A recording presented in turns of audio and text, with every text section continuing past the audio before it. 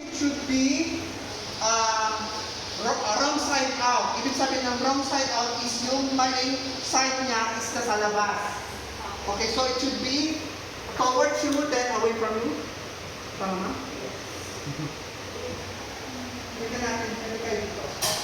Ibig sabihin yung wrong side is wrong side out. Ibig sabihin nakalabas yung maling side niya. Okay, this is one. So here, this is the wrong side. Nakita niyo yan? That's the wrong side. Ito yung right side out. Wrong side out yan. So, ibig sabihin, now, it should be folded. Ma-fold kayo ng so, towards you. To wrong side out. Towards you, then, away from you. Tama? So, towards you, pull you doon, then, away from you. There. Okay? Nakuha nyo? So, bago kayo makukuha niya stimulation ng malinis ang mga kanina kasi malinis yung mga linis na first, nalinis yung ating bottom sheet. Please folded left-wise muna kasi mahaba. Kaya left-wise muna, sabi ni sir, yung opening light towards you, ito na kailangan na naman. Yes, Then, and away from away you. from you. There. Just away. So, towards you, then away from you. Okay? Tapos, since ang ating bottom sheet is placed at the bottom part, bottom sheet mo na bottom, dito natin nilalagay dito sa edge of the bottom part. You get now your bottom sheet pataas ang neutral.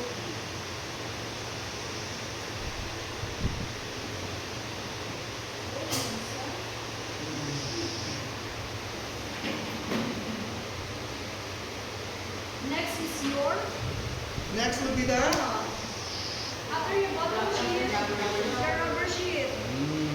So, dapat alam niyo yung mga uses para what's the use of your rubber sheet? Control, Moisture, soil control. Parang ganun. touch and secretions coming from the patient. So, that one since maliit siya, this is called left crosswise. And also, pag natin crosswise, makikita na siya again towards you, away from you.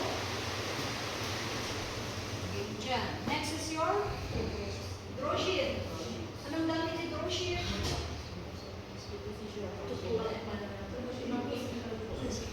Good position to patient and to cover your draw sheet to prevent skin irritation. So ito, this is again folded crosswise dahil hindi naman siya yung gaano kahaba, and it is folded the wrong side out again. Ha? So wrong side out, yung hindi magandang tahi, yun ang nakalabas. So again, towards you away from you. and away from you.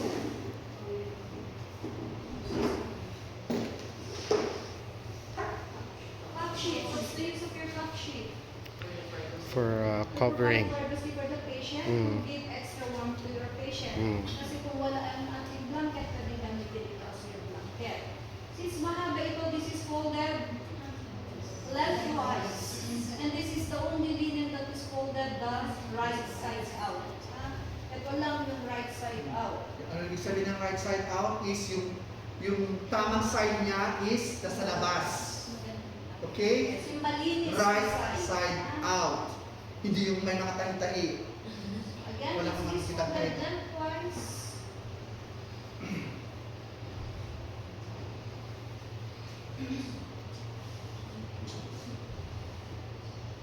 Then, towards you, away from you. Ang top sheet nilalagay natin dito sa top part.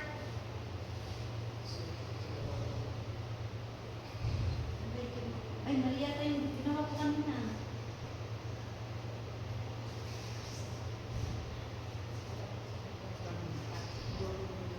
Yung kanina.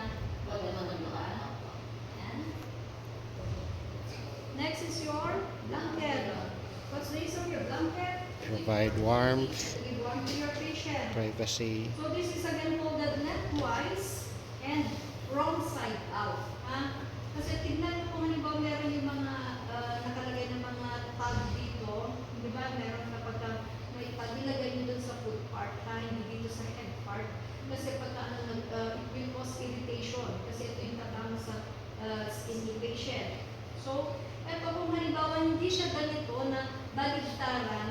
be folded the wrong side out. Ha? Pero ito, pwede mo naman gamitin either way. So, tandaan niyo pag may tag, dapat nasa full part siya. Again, lengthwise, towards you, away from you.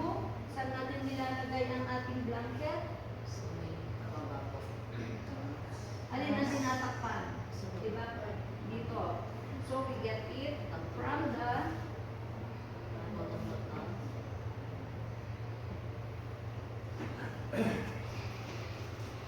next is your pillowcase. Anong gawin ng pillowcase? Protect the pillowcase. Protection din. Ang gawin ng pillowcase? Protect the pillow to cover the pillow. And secretions coming from the patient para hindi madaling madumihan ang pillow. Ha? So, ito, this is folded the wrong side out. Wrong side out. Crosswise. Ito wala naman siyang specific folding. Pero sundin pa rin natin yung ano sa para parehas. Towards you, away from you. Then, your pillow. Anong gamit ni pillow? To elevate the head to prevent acid reflux. So, ito na yung ating mga units. Si the way Ma'am Carol nagawin niya turn side off. Para alam din yung kung ano. Diba? Ilapit mo ngayon Turn yung yung mga bottoms mo na din, turn yung kaagad dyan. Turn mo then, lalabas si bottom sheet. So si bottom sheet ang pinag-outline natin. Okay? There na si Ma'am Carol. Yeah. Panoorin niyo si Ma'am Carol. So before you make sure na naka-gloves kayo, ha? So you wash your hands or sanitize your hands using the WHO na alam niyo pa ba yung pag hand washing kasi pagkatapos nila naman, di ba? Then wear clean gloves lang tayo. So no need na sterile gloves. Then we're going to sanitize the mattress. So ano yung mga gagamitin natin na pang-disinfect sa ating mattress? Ano mga solutions na pwede natin gamitin to sanitize your mattress? Zonrox. Sunrocks. Huwag kayo maghanap ng sunrocks pag nasa abroad kayo. Walang sunrocks. Bleach. Ha? Pero pupunta tayo sa UK, pupunta tayo sa ano, sunrocks dito na sa Philippines. Ha? So we use bleach, alcohol, Lysol, or vinegar solution. So vinegar solution, na-dilute na yung vinegar, white vinegar with water. Hindi yung datuputin na yung spoon. Yeah. So of course, that's to check first the bed. Na sabi niyo yung parts of the bed. Ay, hindi. Pinakita ko lang. So ito yung ating headboard. Para alam niyo yung headboard, tapos diba dapat may footboard, pero tinanggal. This is your mattress. Dapat firm ang ating mattress. We have two side rails to protect the patient from falling para maiwasan ng injury. Of course, yung ating anong tawag niyo? Yung frame. Kung walang frame, walang head. Then your the wheels, always make sure that the wheels are locked. So ibababa niyo, apakan niyo yung nasa baba, do not touch, ha? Apakan niyo lang yung nasa baba, i-check niyo mabuti. Ayan. Pag mag-release kayo, ito yung sa taas ng apakan. Pag move yan, pag inapakan mo yung sa taas, gagalaw yung bed. Pero pag yung sa baba, lock. Kaya malalaman namin kung talagang nag-lock kayo. Kasi iba kung aapak-apak lang, nagagumulog lang, pero hindi talaga naapakan. Ha? Hindi talaga nakalock. Ayan. So this is your wheels. Tapos itong gumagalaw, this is your anong tawag dito?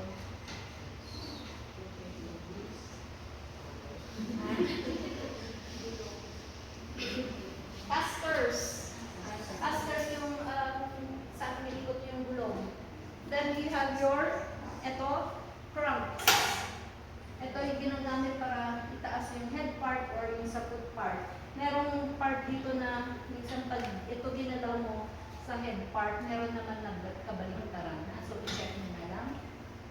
Ito, paano nyo, pag halimbawa nag-bed making kayo, may procedure na ginagawa sa bed, make sure na ito yung pababa, ha? Hilain mo lang siya, ibabay para hindi tumatama sa tuhod. Then, you adjust the bed in a comfortable working height. Although hindi natin magawa ito kasi wala naman 2 crowns ng tayo, so sabihin nyo lang na adjust the bed in a comfortable working height para maiwasan ang back strain. Ha? Then, of course, you're going to put on the side rails to maglalakad tayo. Now we're ready to sanitize. So, gagamitin natin ay ang towel. You use your 4 square fold. Pag sinabing 4 square fold, o ito yung ating towel na PN4. Yan. So, isang bawat punas ninyo, flip, punas, flip. Hanggang sa maubos nyo ito, ha? So, we're going now to sanitize our mattress using alcohol.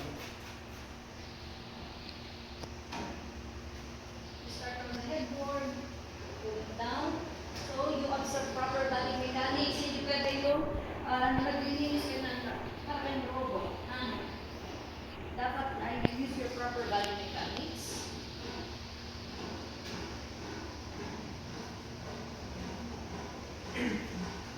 Busin niyo yung buong ano dito ha, kasi dapat 4 lang naman ito.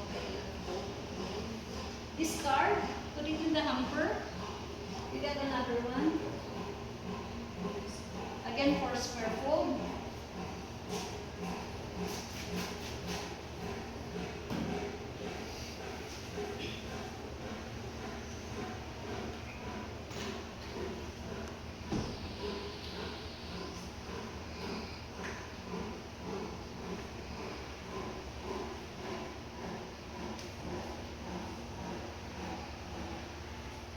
Discard, put it in the hamper, you remove your gloves. Sanitize your hands or wash your hands. Tapos pwede na tayo maglakad.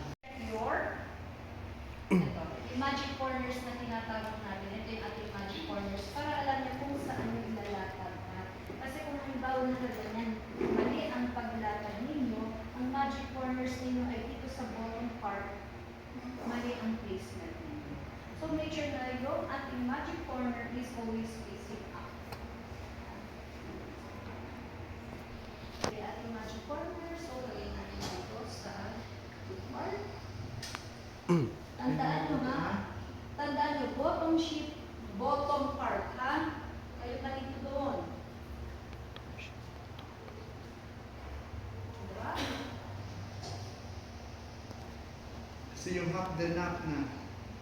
Look. Ayan. Tignan nyo naman na hindi sasayad ang inyong mga linens. Kung halimbawa mapapansin niyo na sobrang haba, you get the edge of your linen and you tuck it here.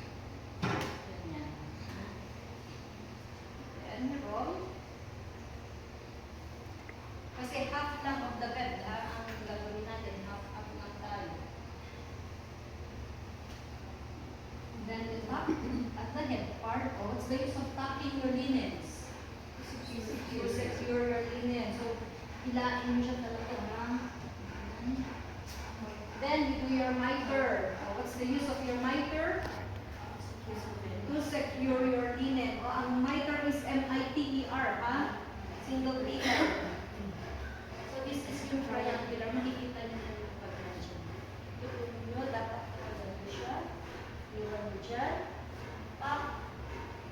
So plus when you're doing your miter, dun sa side na yun, dapat ito ang hawak, wala hindi ito.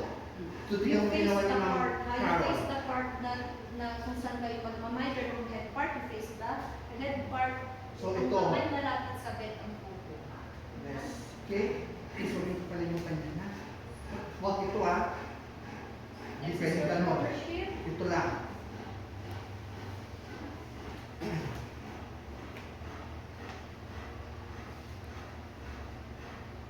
Make sure na yung rubber sheet ninyo ay ang i-cover niya ay dito na dito sa may banda dito hanggang dito. Kasi syempre pag naka-diaper ang yung pasyente, tapos nagda-diarrhea, saan pupunta naman sa taas? So dapat dito hanggang dito. So tansya ninyo. Next is your draw sheet. So make sure that your draw sheet will cover rubber shoulder. And dapat nga ay nasa shoulder din, ay nasa may shoulders yung placement kasi dapat mahaba talaga ang ating brochure para di ba to reposition your patient, yung hindi siya ang hinihila sa ating patient kung gusto natin siya tataas o itababa or to the side. Drop. Roll. Then sabay-sabay nyo na siyang itap. Kung saan kayo nag-micro yun ang una yung itapak. Para hindi matapos. And you observe again proper body mechanics.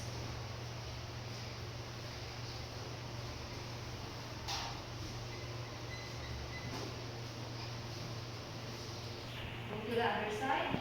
O bakit kailangan tapusin mo muna ang isang side before going to the other side? To conserve time and energy. Next. So, next na hinila ni Ma'am Carol is the Bottom sheet. Bottom sheet. bottom sheet. O, tap na doon. Diretso. Straighten nyo lang, hilain nyo lang yung mga needles nyo. Bawal yung ganun ha. O, bawal yung nag-touch, di ba kayo nasanay pag parang pinahawak, bawal yun sa atin.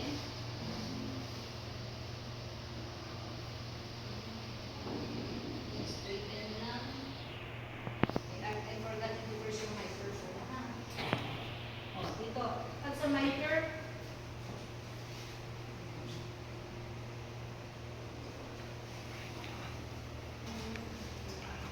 you tap first before you pull your before you pull your other limbs.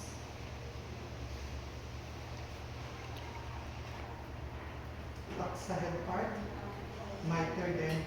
Siguro sheet natin na rubber sheet din bro. Okay? Pag miter mo na Ano pag ganyan mga hindi na po siya maipit? Tap mo lang. And make sure na talagang nakatap ka, wala yung mouse. Then hilain mo dito sa ipag-meet mo. Hilain mo lang para mas natin. Tapos bawal po. Next, your cut sheet. So, saan ilalagay ang cut sheet? Sa top ng part, diba? So, huh?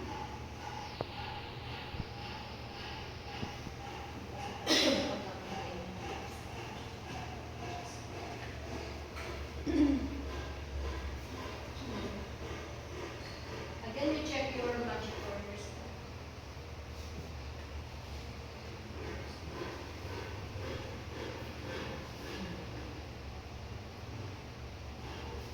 Drop.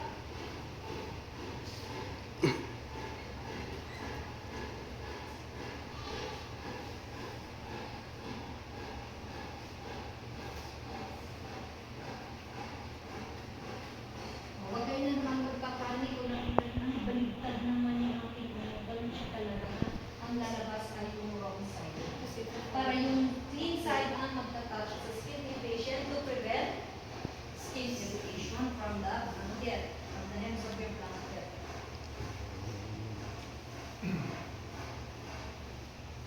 Itong blanket sa nilalagay, Kasi body. how many inches away from the head part? 6 inches. 6 inches away from the head part or from the headboard. Okay, tansyahin nyo yung size ng inyong pillow.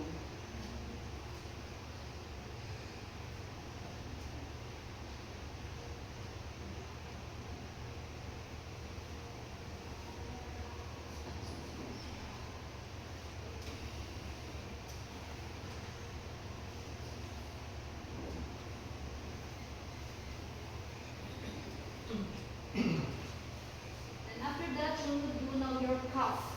C-U-F-F. Anong gamit ng cuff? Ito yung cuff. Anong gamit ng cuff? Ha? Pag-prevent ng skin irritation dahil meron magtatouch ng mga patient. Then go to the other side.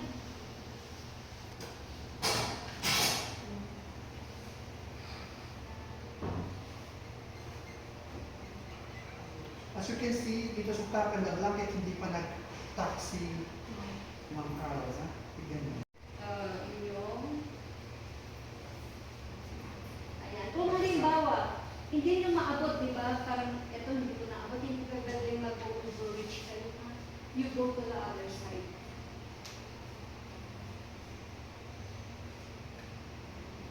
Then, after that, we do now our toe clip. O, anong toe clip? O, you check your spelling, ha? Toe clip. Ano gamit yung toe clip? This will give ample space for the toes of your patient, para may makamprove yung paa ng patient to prevent foot drop. O yung foot drop, hindi mahuhulog yung paa. Yung literally. Foot drop, kasi yung mga unconscious patients, diba, hindi sila nakakagalaw, so lalo yung pa-steady na lang yung mga paa nila. So, bibigyan natin ng space para hindi naman gumagasgas yung paa nila sa so, paggawa nito, you get edge. So, ito depende sa height ng pasyente. Kung mataas ay matangkad si patient, mas mababa ang toe clip. Pag maigsi ang patient or maliit, mas mataas ang kanilang toe clip.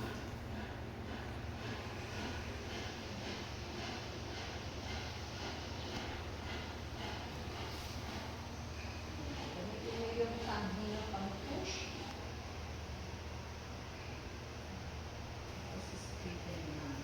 Yung size ng palm.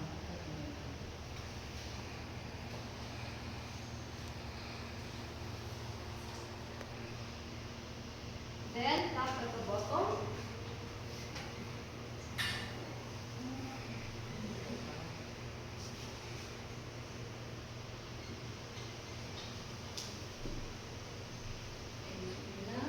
Then, you do your miter. Miter naman tayo dito sa foot part. So, dito tayo mag-miter tayo.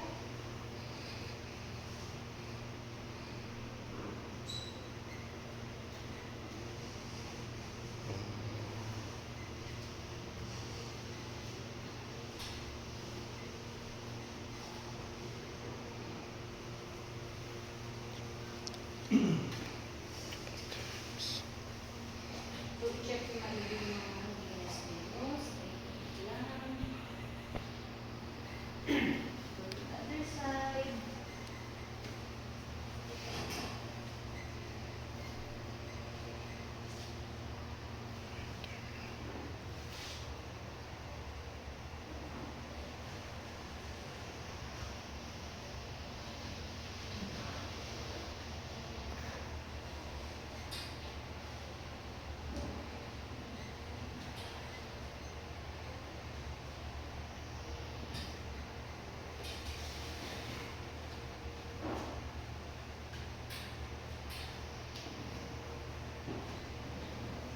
Ayan, check nyo na. Ayan. Then, we put our pillow. Una po kunin yung pillowcase. Because folded the wrong side out. Yung isang kamay hahawak dito sa opening. Yung isa ipapasok mo dito. Tapos, ayan, lagi lang hawak ito at makapasok. It should not touch your elbow, it should not touch your shoulders. Hanggang dito yan. Again.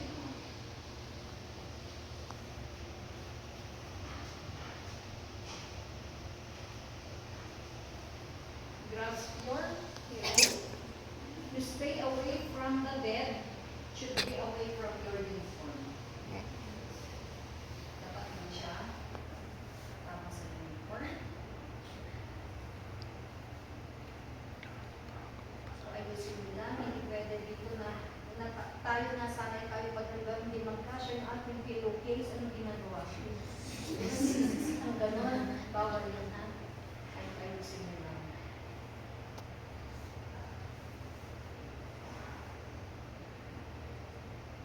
Saan ang door? Doon. Kaya, ang opening, ito, pag mahaba, you just fold it. Saan ang opening? Doon. So, yung closed part or yung, ito, I should be facing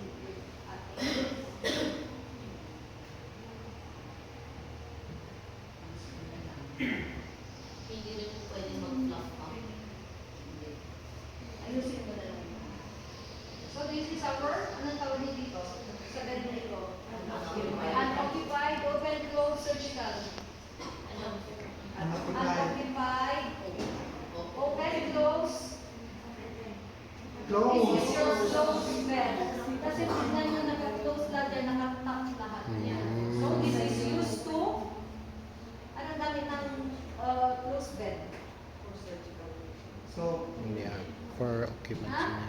Ang gamit ng closed bed, this is to prepare for the patient to come in. Diba? Yung mga i-ready lang natin para just in case na may pasyente, naka-ready na yung kanyang.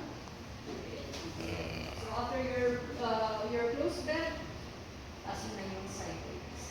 Now, we're going to do your, tandaan na natin taas ang side rails after. I-untuck nyo lang. Make sure, dahan-dahan para hindi na matanggal yung ibang linis nyo. The blanket and your top sheet only.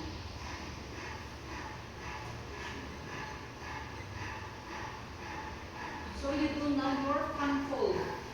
Yung canfold ang gamit nun for easy access of the patient to get into the bed.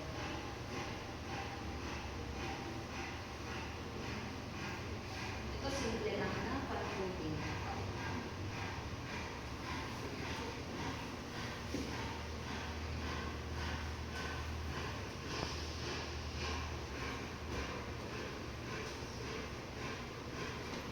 So this is your open bed. Para kung halimbawa andyan na si patient, ito nang hila ninyo. Ready na para patient. Ayusin na lang. Catch nyo yung yung open bed? Yes. Ayan na, ganyan lang. Simple lang. Straighten nyo lang. Next is your surgical bed. Kung sa surgical bed, tanggalin na kaagad ang pillow. Bakit walang pillow ang surgical bed? Oo, syempre. To prevent post-anesthesia headache. Kasi kung nagdalay ka ng zero tapos nagpang effect of anesthesia, ano mangyayari kay patient, magsusuka lang niya. So, tanggalin mo na kaagad ang pillow. Ang top. Bottom left ay top and blanket lang.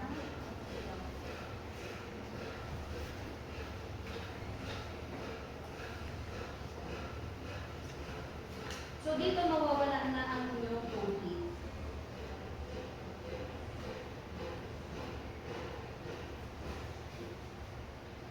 Hilahin dito.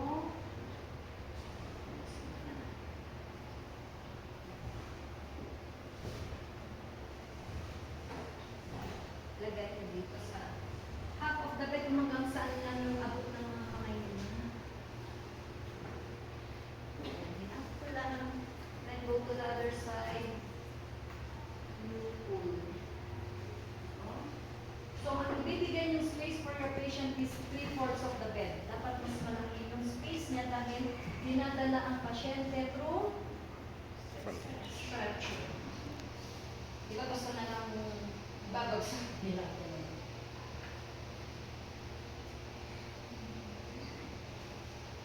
Andito pa rin si Cap, mawawala si Cap. And na nakalitaw ay ang blanket.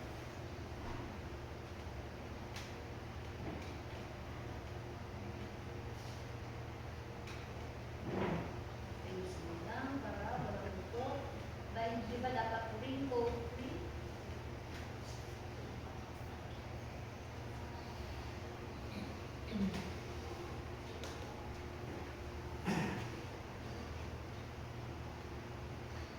Ito, mahaba, kaya tatak mo lang siya. Hindi lahat na.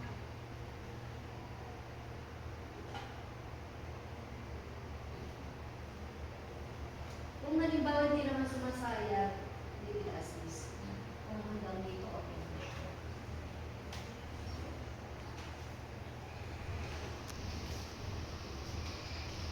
So, if you're gonna get to that agenda, side raise, doon sa sa tabila kasi ito yung opening natin. Ayusin mo lang, extension mo lang. And before you say that you're done, you have to check na lahat ay nakatap. So this is your surgical bed. Questions? may question? Sir, salita yung done.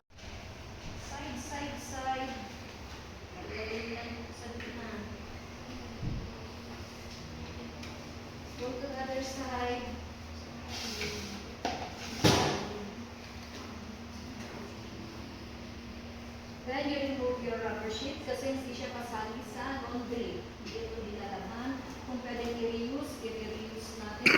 Nasa natin. As much as possible, not even disposable. Pag may situation. Sa ano ngayon, hindi na tayo gumagamit ng ganito kasi meron tayong underpads. Yun ang ginagamit. Kaya syempre, test that. Sundan natin. Roll from head to toe. Do not let it touch your uniform. Put it in the hamper. Sanitize your hands. Then you document.